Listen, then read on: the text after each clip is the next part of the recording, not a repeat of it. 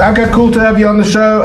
We've started and we went ahead with this whole the history of basically the godfathers of metal in South Africa, mainly because I think Greg and from VOD and me have been talking about this docu that's out there by Sam Dunn and Banger TV, where they did a stint.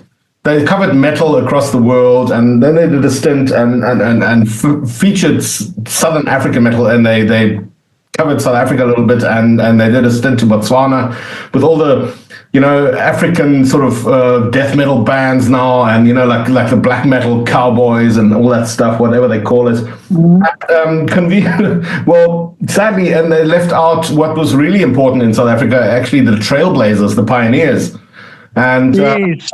And that spiraled into us thinking, well, hold on, and I have to say this.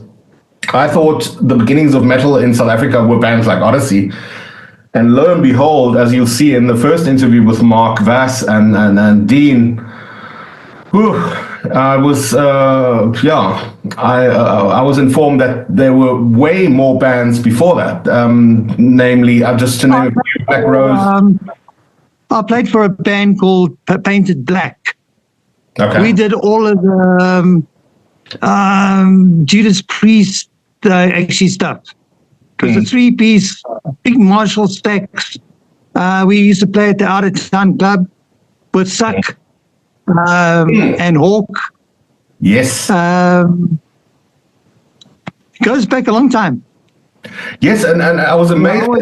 There's a huge chapter before that. I mean, Mark mentioned like a machine gun. He mentioned names like Tyrant, Razor, Lynx.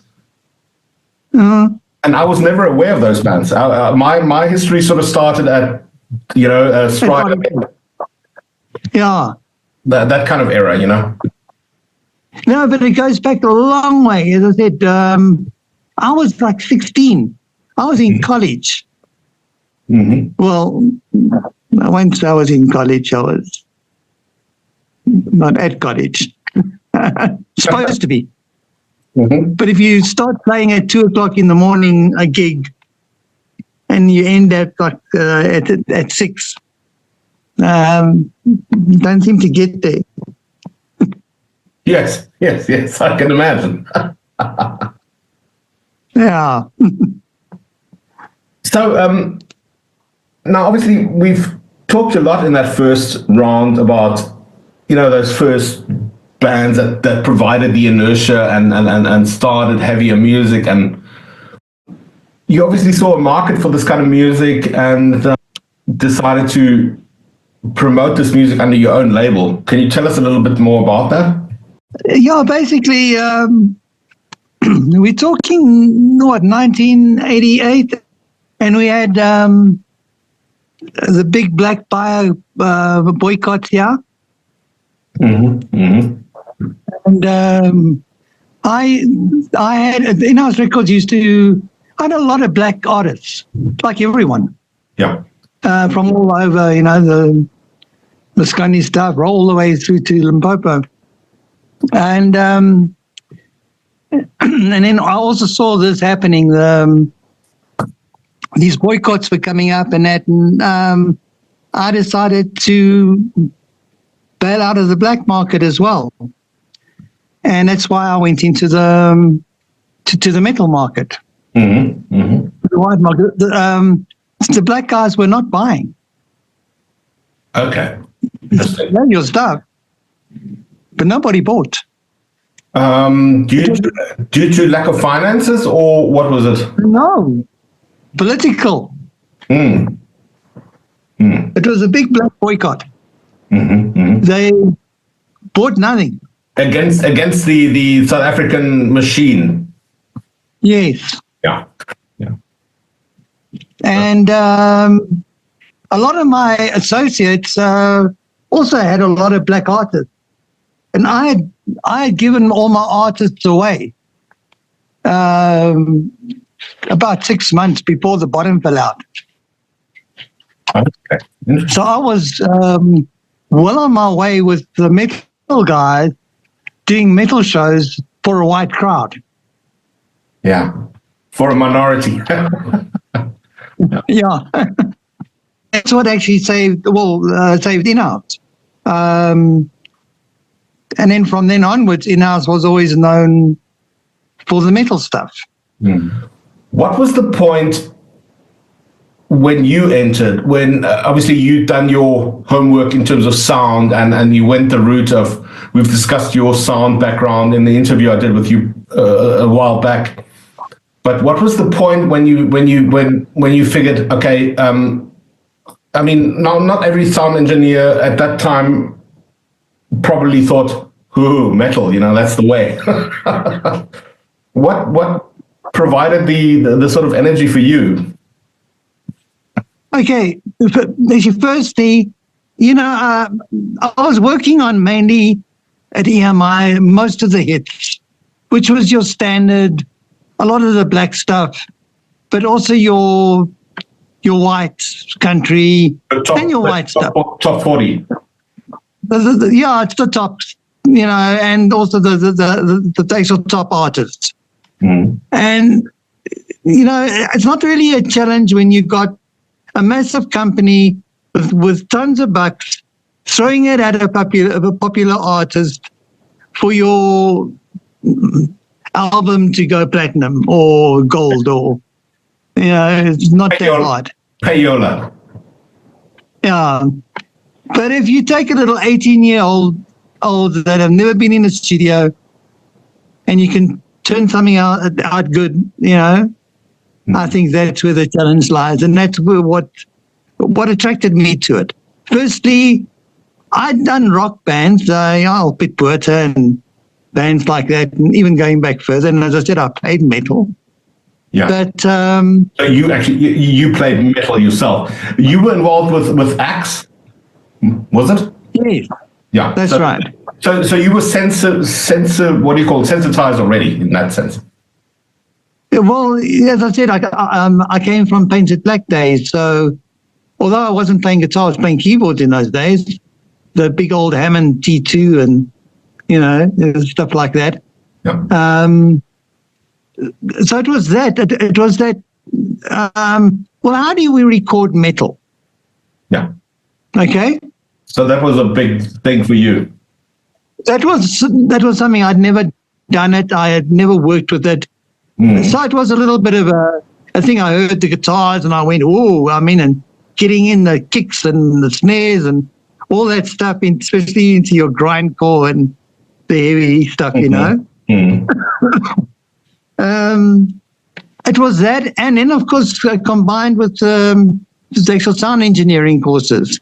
I'd started the sound engineering courses, and it was hands-on in the studio at Universal, and I needed bands.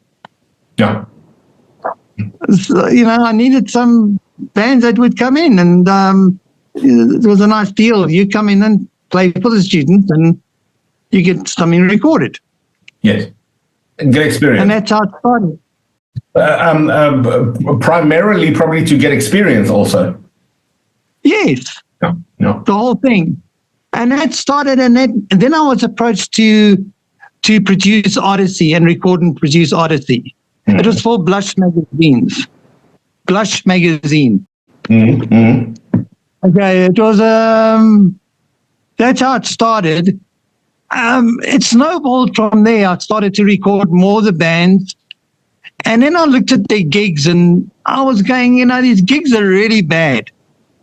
They got terrible gear. The guys really don't know what they're doing.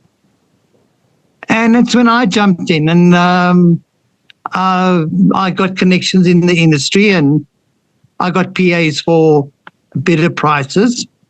And it was fun for me. It was different from sitting in the studio. Yeah, yeah. It was getting out there and actually getting your hands dirty, really. Every live gig was a problem, it had something, Yeah. So obviously you were monitoring the live scene. You were out there at the clubs, checking these bands out, checking that their sound isn't right, and that sort of that triggered something, huh? Yes. And that triggered me into that whole little, getting into the metal. Yeah. I'm actually a synth, a keyboardist. I write more trance and that type of stuff. Mm. To play an axe, I actually learned to play metal guitar. I could play guitar, but I couldn't do those. I couldn't play metal. So I bought myself a guitar, a little marsh split that clips on your belt, and I used to walk around my offices with a guitar on and playing the whole day, just to learn. Yeah, yeah. But this leads me to another interesting topic. Now, I've also, I've had the honor of working with you in the studio, albeit as a member of VOD and not really being, I suppose, hands-on in terms of organizing the recording and la la la la. So I was just like for lack of a better term, a passive member, just playing his parts. But what amazed me later on is when I started forming my own bands in Namibia. Now, it was always a huge hurdle. And now I'm saying this in front of the background of the stuff that you've produced. We're talking Death of Africa. We're talking about the VOD stuff. We're talking about, like what you did with Retribution, Denied, and Odyssey and stuff. Now, we also went to our local, what used to be SVR-UK. You had the SABC, we had the SVR-UK, and they had the big studio with the Stryder and the big Neve console and all that shit. And we went to, definitely a qualified sound engineer, but no, I don't want to badmouth anybody. I'm not badmouthing anybody.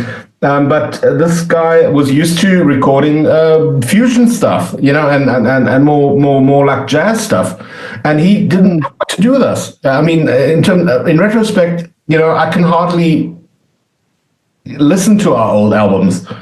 And how do you explain? I guess this is the question that I want to ask you. Is I listened to the Odyssey album today. And I think you had an immediate understanding, but this is probably due to your background because you played heavier music yourself. But you had an understanding what guitars should sound like. I mean, I remember having huge debates with the engineer. No bad blood or anything. I mean, it's just the guy didn't understand that this overdriven guitar sound can actually sound, or what it should sound like. And we never got a satisfactory result within Namibia. So, but it's amazing that you got that. I mean, and I think the pinnacle is probably the Death of Africa. And but would you say you had a better understanding of what those bands actually want? Did you sort of listen to? Sorry, my question is endless. But did you sort of listen to releases by Judas Priest or Death or Obituary to understand what these guys want? No, I listened to the band. Okay, that might seem a little bit confusing, but that is what it is. You listen to the band. The band has got it all there.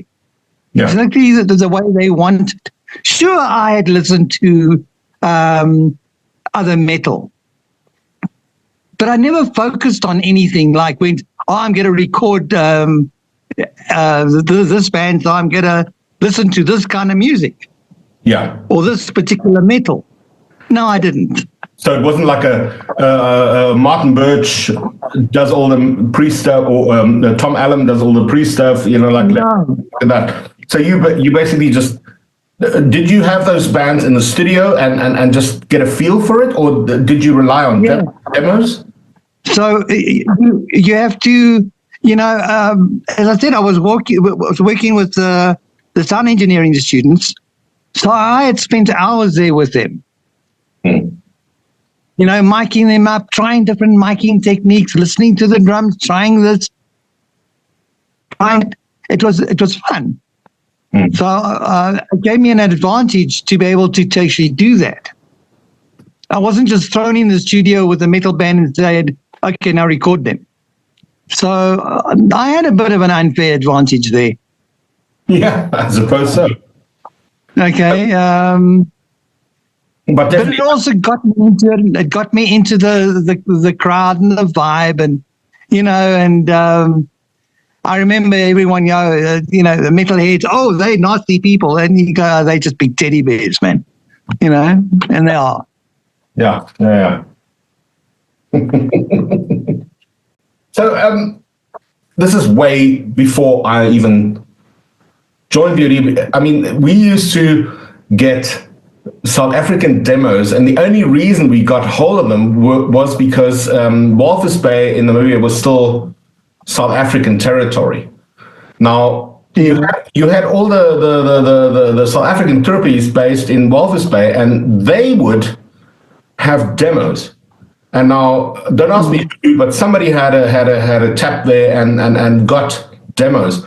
So suddenly, towards the end of my school career, these demo tapes start popping up, like Stryder, Odyssey, and I'm like, wow, this is in South Africa. I couldn't believe it. And listening to, especially what made a big impact, was the Odyssey album, and I was just thinking, whoa.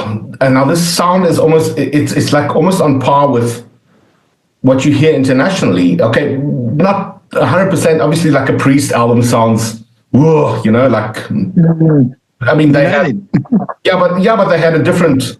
Those guys used to record in the Bahamas, fucking whatever. Yeah. But different budgets, and it's whatever, and sometimes spending months in the studio. You obviously had different parameters to work with, but I was amazed at the time at the sound quality even coming out of South Africa. So, yeah, for you, did you ever think that these bands were destined for things bigger, that they're not getting the sort of recognition they deserve? Well, that is what was also part of my whole thing, was to try and, push the bands. Not only with the gigs and the recording, which I started to become encompassed in everything. But musos are stupid. Okay, sorry. And they just expect things to fall out the sky, and not really understand, that they've got to put a lot of work into it themselves. Mm-hmm. And I think you can understand that. Well, especially nowadays. Back then was even worse. You had to really do boot camp. You had to really get out there with your flyers, really push your product and that. Yeah. The guys weren't interested. They just like, oh, the label's got it now. And like, like with the gigs I used to put on, I got awesome PAs, proper disc, proper mics, everything. Everything was pro. Who paid for that? Mm. It was me. Mm. Mm. And the bands complained that they didn't get paid for the gig. Yeah. I had just taken a 9,000 Rand loss. Yes, obviously. The whole backline, everything, that hasn't changed nowadays. That's a big factor. I might have told you this before, a couple of months, this is probably long ago, quite a known club nearby asked me to sort of acquire bands. And it's a big negotiating thing. The bands obviously say, listen, we want so and so much, but then you have to tell them, well, you don't have a backline, and that costs that so and so much. And and obviously we know you if the band comes from Switzerland, yes, there are traveling costs, but at the end of the day, subtract the backline and all that stuff, and then people are surprised. Yeah, there is that. Yes, I hear that. Yeah. Yeah, it's like the gig that you guys did in Cape Town. It was, I don't know, it was a couple of weekends. I shipped a smart PA down from actually Joburg. So you guys could have that PA down there. Yeah. Who paid for it? I'm not sure in the band at that time, but yeah, anyway. I think you had just started or were going to start. I know you were hanging around. I'm sure of it. Yeah. Was this around the Napalm death time? Yes. Yeah, no, I was not in the band there. No. Well, I'm not too sure it was then or just. I know we did a gig in Cape Town. No, it must have been before. I think it was actually did it. VOD did it a gig at the place on their own, and then I think the following a week later or something, it was VOD and X. Mm-hmm. Definitely before yeah, my time. But anyway, so it was to try. I mean, Odyssey were to be honest, were bubbling. Yeah. We were getting very good feedback from it. Yeah. And then the band broke up. I mean, you heard actually Guilty. That track is awesome. Yes. Killer.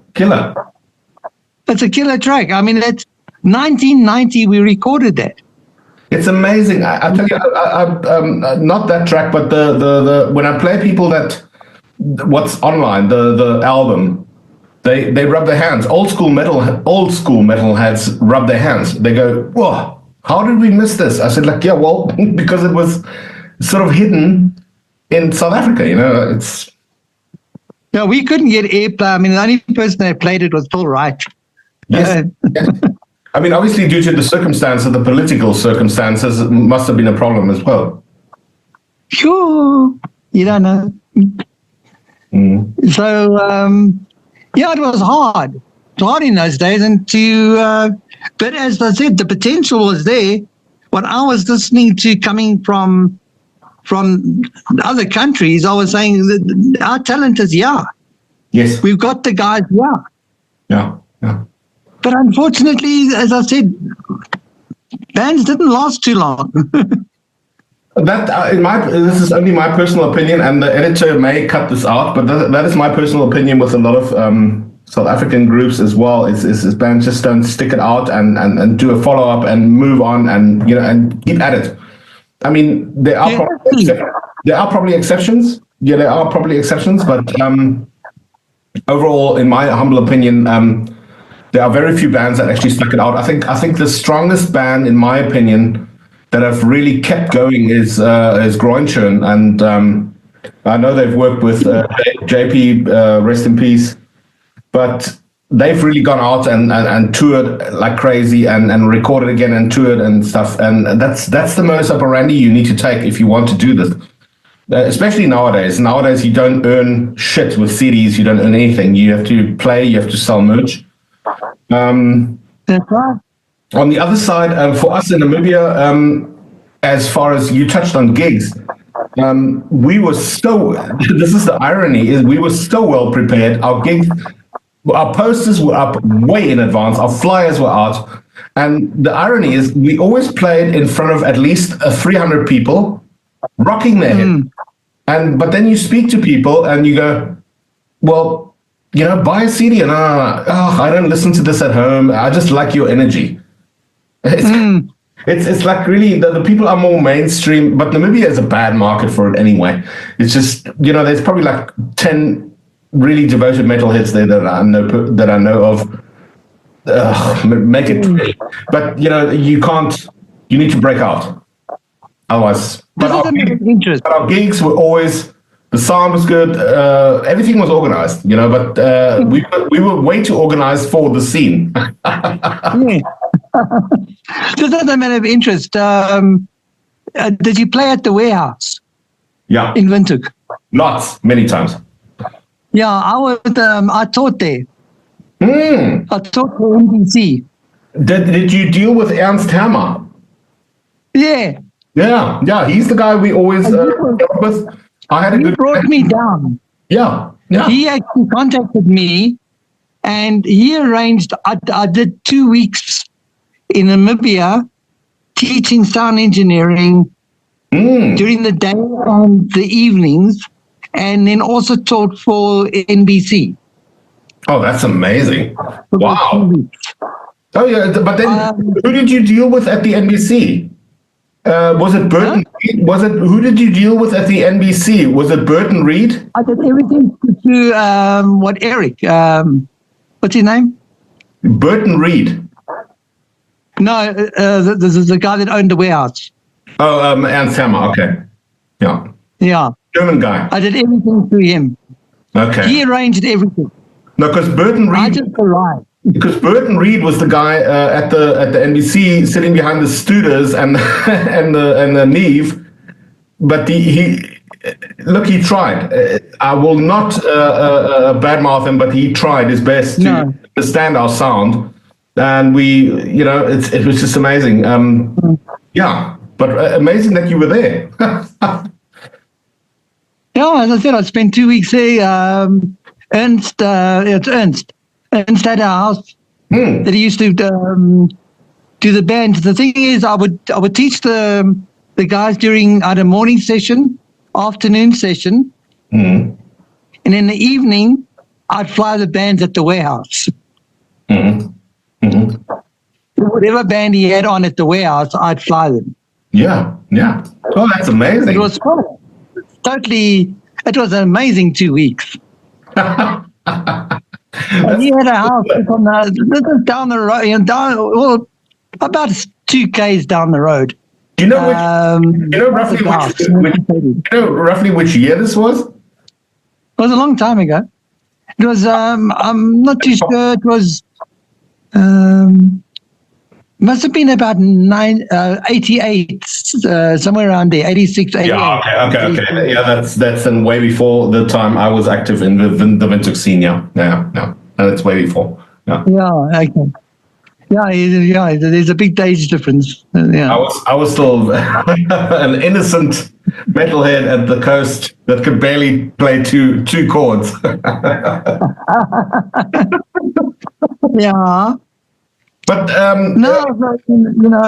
I've always been involved in the heavier music, and I enjoy it. I like my rock, my alternative.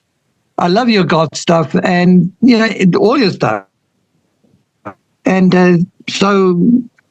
but that's my passion, and my passion is mixing. I've always been good at it. Yeah. Why I don't know. And I can listen back to stuff I did 20, 25 years ago, and I go, how the heck did you get this right? Because you were stupid. You knew nothing. But there it is. It's like, okay. So, but my passion is mixing. The mixing will always be a passion. No. Not so much the recording, but mixing definitely. Yeah.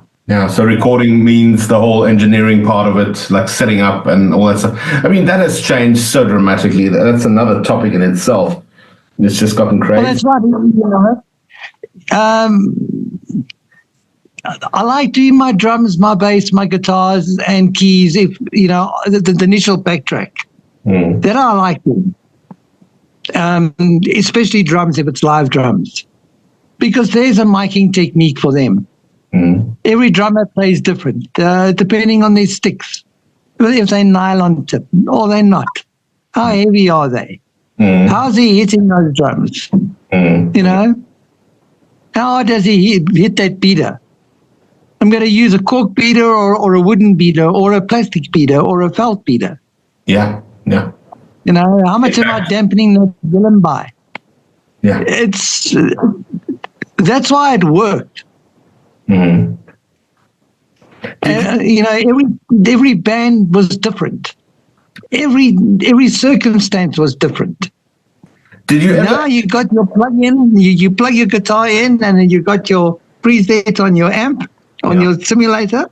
Yeah. And away we go. Reamping is the big thing now. Drum sound. Sorry? Reamping is the big thing now. Yeah. And then you've all got the standard drum sounds, which are really yucky. Yes. And that's where I fall short as well. So I need to do something. I mean, listen to those drums on Odyssey's Guilty. Yeah. I mean, how alive they are. Mm-hmm. You know? But we talked about this. It's that you can hear, and I can hear, and if something's by the grid, you know, Yes. it's that human error that even if the drummer is so good, there's still a bit of human error, and that gives it that push and pull, which gives it more dynamic. A good drummer is not a metronome. Yes, exactly. They feel the song. They know when to push. They know when to pull. Yeah, exactly. They're not a metronome. And You can't classify a drummer because they play actually like a metronome. That's useless. You may as well just use a metronome. Exactly, and then it sounds mechanical. But then that video, I think I've sent it to you, is by Caller Keller Studio. It's a guy. Yeah. He does recordings, and he used the example of Triptychon, the guy from Celtic Frost, and the way they actually now adapted to the recording and processes, and they've actually said we are practicing our songs where we have those speed ups, slow downs to give it, you know, like so it's not to the grid, you know. Yeah. So it's almost reverse engineering it. Yeah. Yeah. But that is what it is. Yeah. No. That's interesting. And But yeah. But tell me, what actually led to your affiliation? Was it just I think it was just a distro deal with Morbid Records, huh? Yeah, it was just a distro. It was just, and that was James' call. Speak to James. Okay. James organized that through, you know, through his little fanzines and, Yeah. you know, that type of stuff. Mm. Yeah, that must be, because I'm still... he was more involved. I'm still in touch with Olaf from Morbid. I don't know if his dealings were direct with James. I have no idea. He had a few partners, but he's now on a different tangent. Olaf, Morbid Records folded after, and so yeah, and the other guys never resurfaced. Olaf is doing much more of a Celtic, that kind of Celtic black metal kind of stuff now under a new label. But anyway, that was interesting to watch. I thought that was quite a good allegiance there at some point. Can you tell us more also about, you mentioned sound gear and that kind of stuff. In terms of when Napalm, I think Napalm Death was probably the first extreme or heavier band to actually land in South Africa, not mentioning Black Sabbath in, what was it, Sun City? But I don't know if you were there. No. Anyway, but Napalm were like the first band to crash land in modern South Africa. And were you involved in any way in the organization, sound, all that stuff? I flew all our local bands, and we set up for Napalm, and they had an engineer doing their stuff. Yeah, definitely. I did all the local bands. Okay, yeah. All the local bands were signed to me. Yeah. I remember at Raffles in Belleville, as if it was yesterday, and I just remember. I'm not biased at all. I was not even in the band at that time. But I remember going for Napalm but walking away from the show going, yes, VOD blew me away. They did. They were very, very good. They were really awesome. I mean, Napalm was just like an ICE train running through a station. It's just ugh. It was just overdriven. Yeah. You know, that's why I put so much effort behind VOD. It's VOD had amazing potential. But I think the band again was just a bit too eager to get ahead and not stick it out. You know, work through it. It's that big overseas, I think, calling card. Wow, will we good? Yeah, South Africa. We'll go overseas. We'll definitely be good. And then you hit the brick wall of a 1,000 bands better than you. That's another. I mean, I witnessed that first wave when the guys went overseas. Obviously, they were suddenly, I mean, amazing, the bands they played with. I saw the flyers. I mean, it really is the who's who in at the time of UK bands, you know, or London bands. And that could be intimidating at some point. I don't think those guys were intimidated by that. I can only judge from when I joined them after actually leaving the band, I rejoined them just to complete that European tour with Catatonia and In the Woods. And I remember us being a little bit, what do you call it? A little bit out of, I think the casting wasn't right. You know, I think we were more aggressive. The main two bands were more gothic flavored, slight black metalish touch, everything. You know, that Paradise Lost-ish sound was in at the time. And I always felt we were sitting between the chairs a little bit. And you could judge that from the shows we played. Obviously, we had our nights, but our best night was probably our concluding night of the tour in Dublin, where the house went ape for us. And it's almost as if as soon as the co-headliner and headliner started, it started fizzling out. That was amazing. You know, that was okay. But we also had nights where we felt we couldn't nudge it at all. You know, it was quite. But it's stuff you have to go through. I mean, you're never going to land in perfect billings, and so. No. But I think in my humble opinion, what would have done VOD a lot of good is I said that I chatted to Francois actually about 2 hours ago, and I said, like, what would have been good at that time was us to regroup in London and actually speak to the label and get another slot and go out again. What you guys should have done is you shouldn't have stopped when you stopped. Yeah. You should have stuck it out. Exactly. That's what I mean. I mean, my, and that was actually my wish. You didn't have to go overseas. You could have done it right from here. Well, in retrospect, yes, you could have regrouped down here.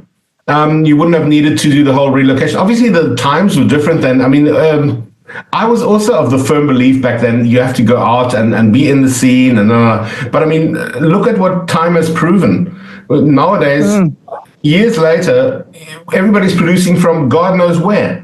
You know, obviously, but we didn't have that clairvoyance. So, but anyway, be that as it may, whether in London or whether in Cape Town, my big thought was, because I had the choice between career and music, and I was, yes, maybe I was overly nervous in terms of, can I still sort of motor on in my career, whatever. So I opted for career. But I think what would have done good is regrouping, writing new material, taking a break, and then, you know, a month later, taking the next tour and just keep at it, you know, and because that was still the time. Yeah, oh, geez. Now is even more the time where you have to be live. Nowadays, you don't earn anything from a CD. You have to be live. You have to sell merch because nobody gives you money. Nobody buys CDs. You have to sell merch. That's right. But it's great. Still there. Yes, I'm still there. No, but it's just wonderful. I love this whole discussion. Especially with what we initiated with Mark and Dean on the first video. I hope you're still going to watch it soon. It's just amazing, the development.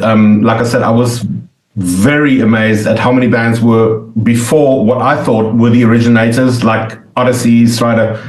There's Black Rose, there's Tyrant, there's Razor, there's Lynx, there's well, and so many other names that I can't even remember. And for you guys to have sort of developed that, be it from a sound perspective, be it from a musical perspective, I find that amazing. And that's the whole reason why we're doing this. And it's so great to have you part of this. I want to share this audio with Greg. Greg is, by the way, doing all our editing, putting the documentaries together, keeping an overview of what belongs where, and that's also quite a task. So I can imagine. We're going to plan on having, this is now the first wave. We're trying to get all the first wave. Obviously, we're doing it in bits, because otherwise you'll have a Zoom talk with a mosaic of people. So we're going to try and next coming Saturday, we'll have maybe the last, maybe not, maybe the last of the first wave. Lynx, those kind of bands, Stretch, have those in, and then later on we'll motor on towards the phase 2. I've spoken to Francois. I've mentioned to Paul that I'll reach out to him, and hopefully we'll get even Cape Town bands like Ravenwolf, Slayer.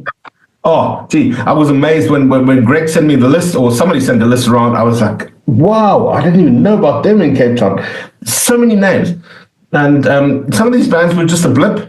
And I don't mean that disrespectively at all. It's just, wow, bang, there was that, there was this, there was that. There was even a full-blown, like, kind of corpse-style death metal band like Necrosis in Cape Town that just did it. I witnessed Greg.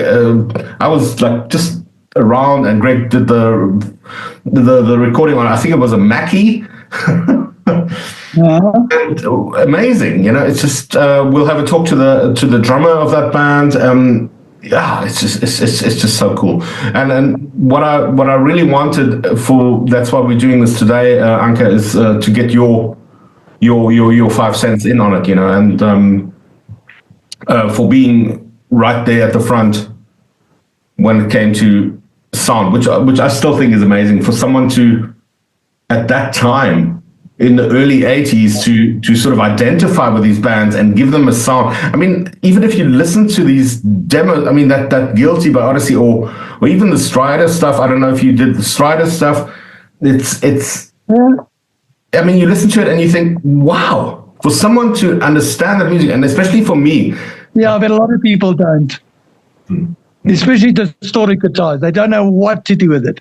One of the especially on my sound course, in teaching the guys to actually work with distorted guitars, you know how it shapes them for vocals and for pads and stuff like that.